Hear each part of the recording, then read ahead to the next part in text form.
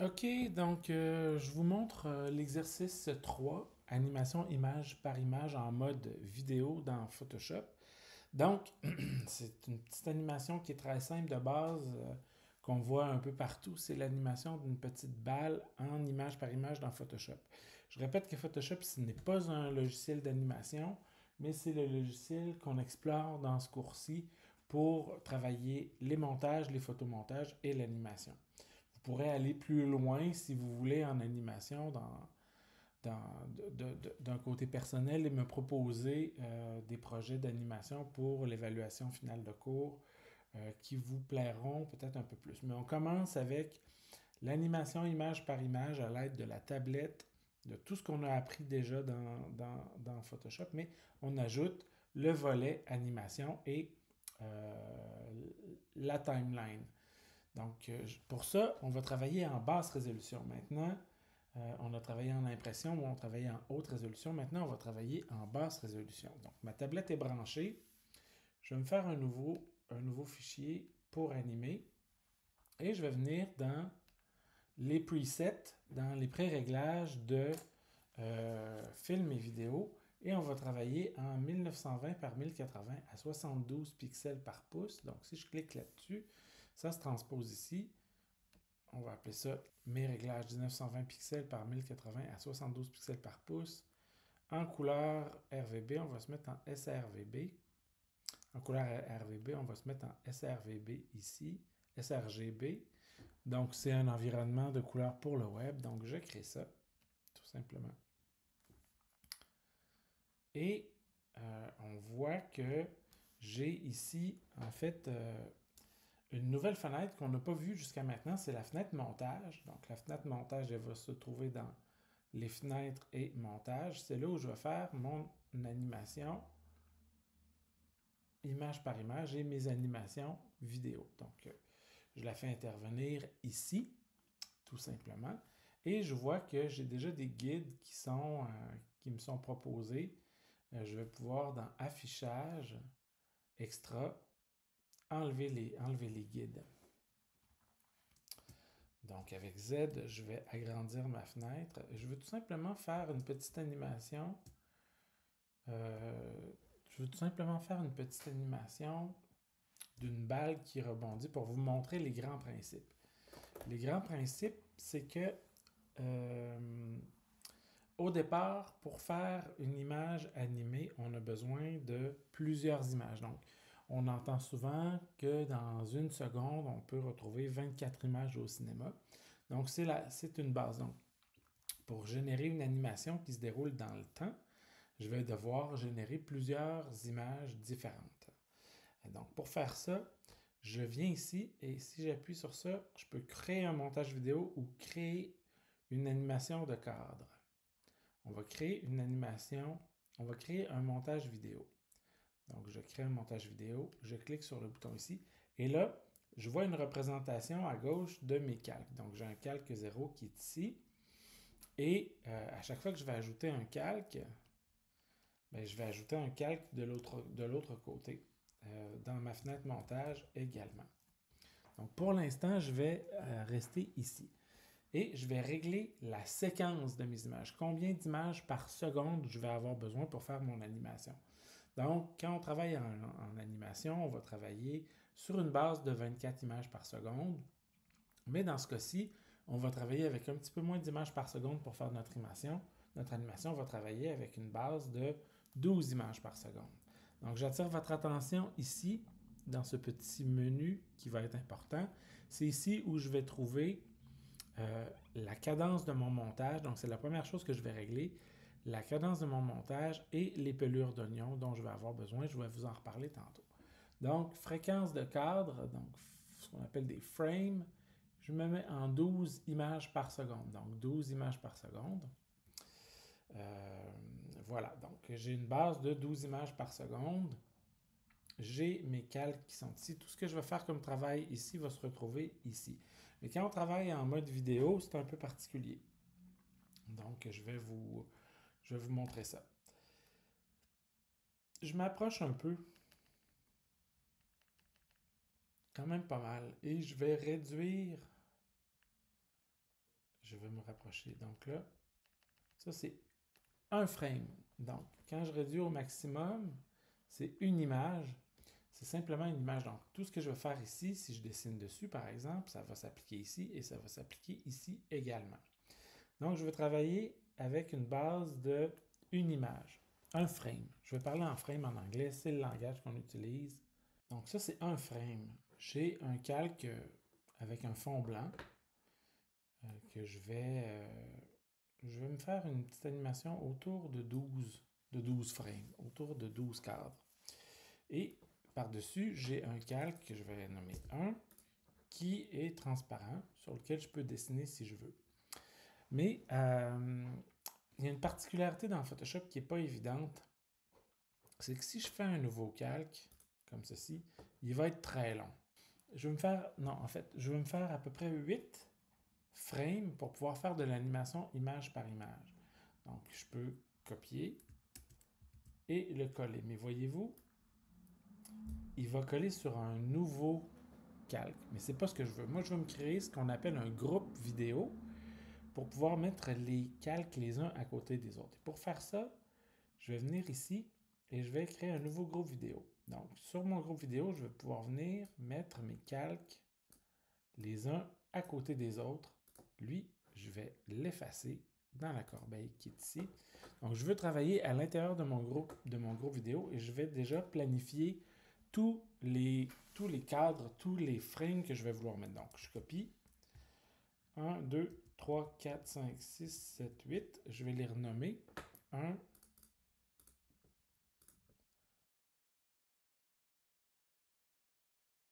et ici, j'ai un calque. On va revenir sur ces options-là pour le prochain exercice la prochaine fois. Là, je veux juste faire une petite animation, un petit mouvement animé. Affichage, extra, clic, j'enlève tout ça. Je descends un petit peu et je peux passer d'une image à l'autre. Donc, mon premier frame, si je veux intervenir dessus, je dois cliquer dessus et que mon curseur soit devant le frame que je veux utiliser. Donc, moi, ce que je veux faire, c'est de faire rebondir une balle, puis de bouger mon animation en fonction.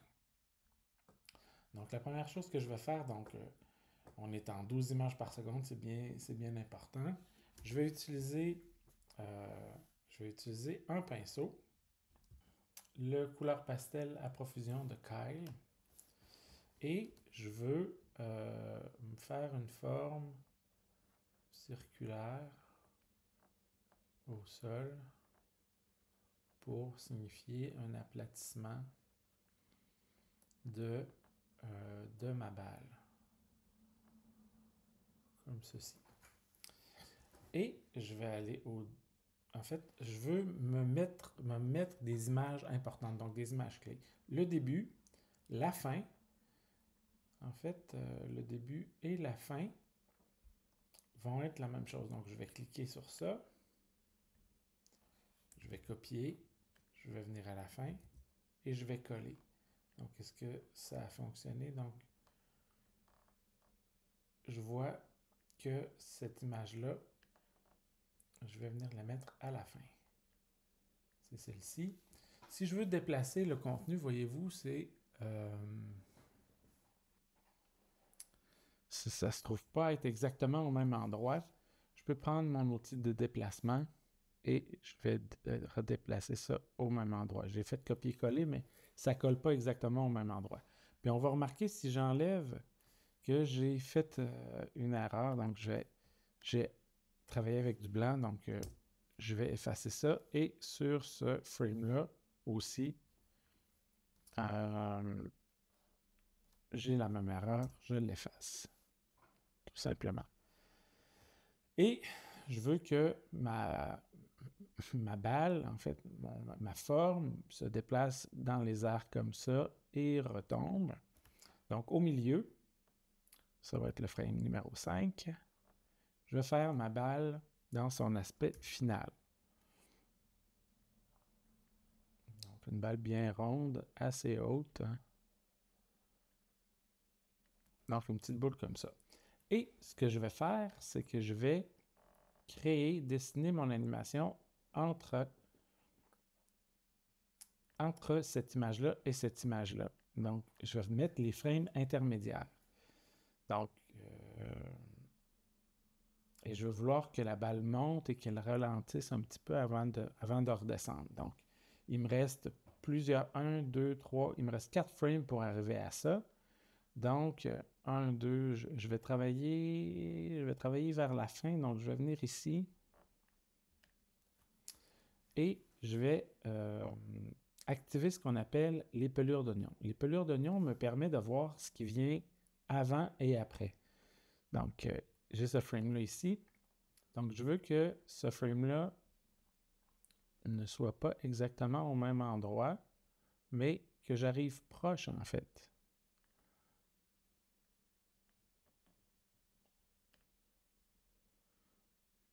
Même chose ici.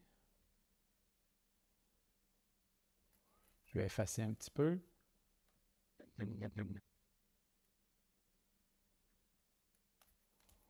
Je vais retravailler ma boule un petit peu.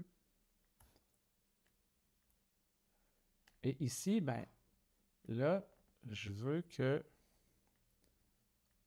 sentir un peu l'étirement qui commence à se produire. Je vais effacer. Oups. Je vais effacer également ici. Donc, j'utilise en fait mon stylet, j'utilise le flux, j'utilise les fonctions, les différentes fonctions. Donc, qu'est-ce que j'ai tout? Donc, ça commence à bouger. Et je vais travailler sur ce frame-là ici. Une espèce d'étirement un petit peu plus...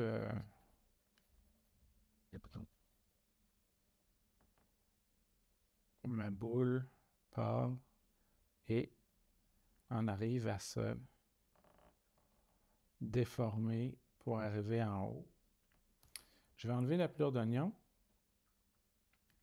pour voir ce que ça donne, grosso modo. Est-ce que j'ai un mouvement qui est intéressant? Je peux peser sur Play ici. Donc, on voit que je vais recadrer un peu mes choses. Donc, j'ai 10 frames. Donc, ici, je suis en haut. Je vais réactiver mes pelures d'oignon et puis je vais continuer mon travail. Donc, je veux redescendre aussi. Donc, je reprends ma brosse. Et sur ce frame-ci, à moins que je fasse une erreur,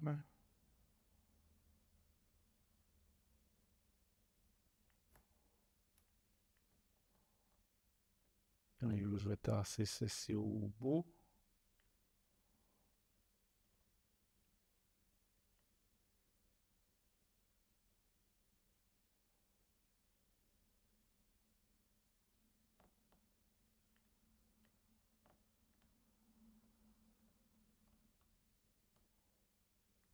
Ici.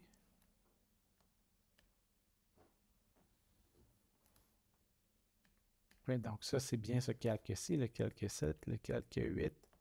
Je vais travailler encore sur une boule un petit peu plus bas.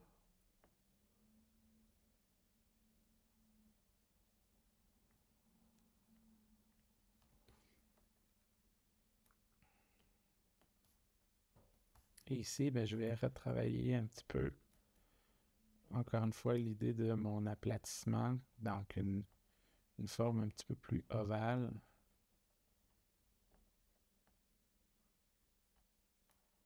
Est-ce que ça fait du sens, cette animation-là? On va voir. Donc, je vais fermer, désactiver mes pelures d'oignon et je vais revenir au frame numéro 1. Et je vais lire en boucle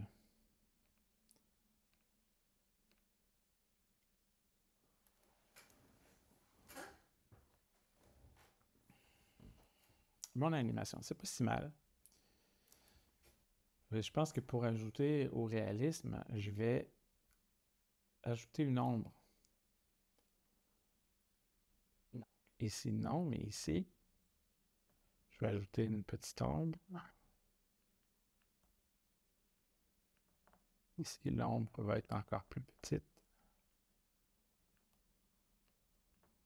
Encore plus petite. Donc, c'est important que je sélectionne ici pour dessiner. Encore plus petite. Ici, ça va être juste un point. Ici, ben, je me rapproche à nouveau. Une ombre un peu plus grande. C'est cohérent? Oui, je pense que oui.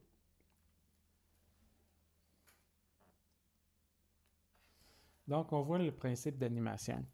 Le principe d'animation, en fait, c'est que je mets mon image du début. En fait, je me crée un groupe vidéo.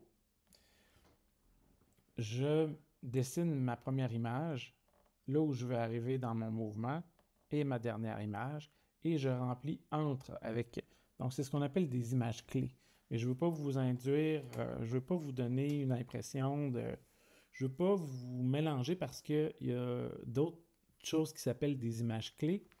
On verra la semaine prochaine, mais ce sont les images à partir desquelles je vais introduire des frames intermédiaires. Donc ici, 1, 2, 3, 4, 5, c'était mon image. La plus haute partie de mon image, en haut. À moins que c'était ici. Ouais. Donc là, je peux raffiner si on veut.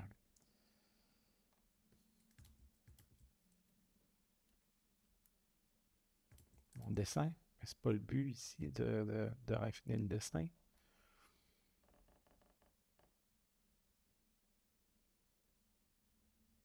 Je pourrais me rajouter ici un nouveau calque. Je trouve que là, je passe vite de là à là. Donc, ce calque ici, c'est... Ouais. Je voudrais me rajouter un nouveau calque ici. Donc, je me le rajoute à cet endroit-là. Oups! Désolé.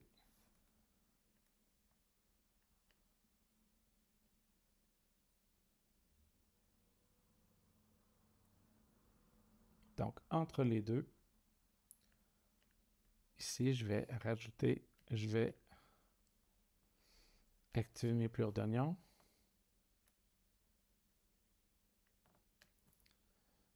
Et je vais effacer ce qui se passe ici.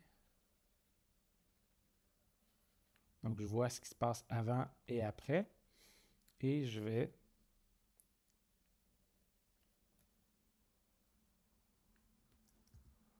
dessiner une forme qui intègre un petit peu plus les deux. Donc, je me crée un frame intermédiaire, en fait.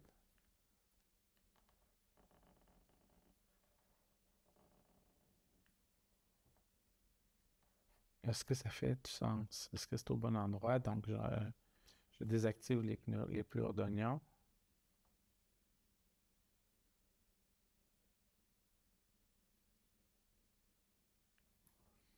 Je vais rajouter une petite forme plus ovale.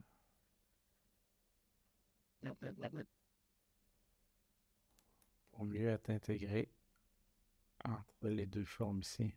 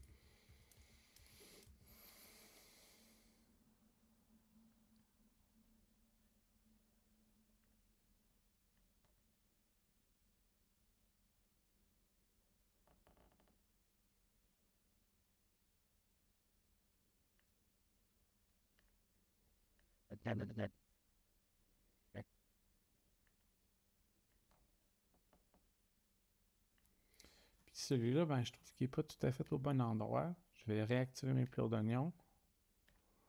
Donc, je vois ce qui vient avant après. Je vais sélectionner, en fait, et je vais le bouger un petit peu.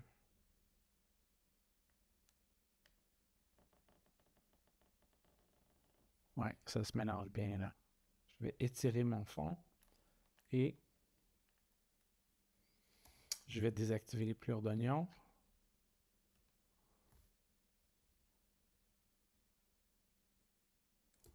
Puis peut-être que je voudrais juste étirer ce frame-là un peu plus longtemps, puis quand j'arrive en haut complètement ici, peut-être un peu plus longtemps également. Donc là, je suis un frame. Voyons voir ce que ça donne.